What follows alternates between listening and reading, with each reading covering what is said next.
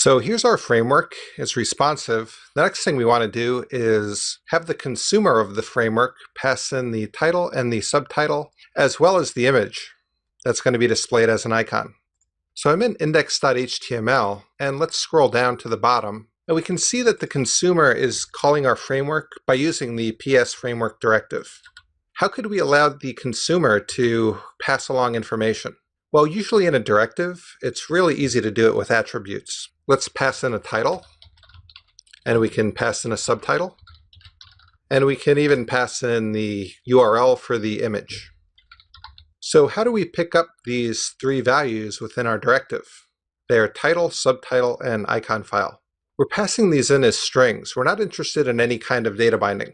There's not going to be a one-way binding, and there's not going to be a two-way binding. We just need to pass in these strings. So looking at our directive, I'll go to the PS Framework folder and look at PS Framework Directive.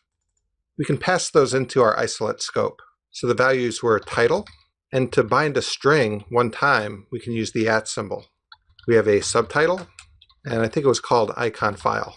Looking at the index.html file again, attributes need to use snake case, but in JavaScript, we use the camel case. So that's why we have icon file here, without the dash and without the lowercase f. So our isolate scope has these three values, and we can bind these into the template.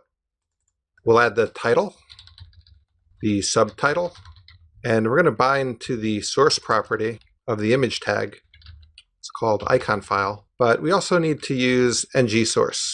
That will just make sure that the data binding happens before it actually reaches out to grab the image. Let's save these files and see what happens. I'll refresh, and we can see that everything's working. Just to make extra sure, we can change some of the values. I'll just add a 2 after each item, and the file shouldn't load at all now. So we have our 2s at the end, and our file didn't load, so I'm pretty sure this is working now. I'll refresh, and we're good to go.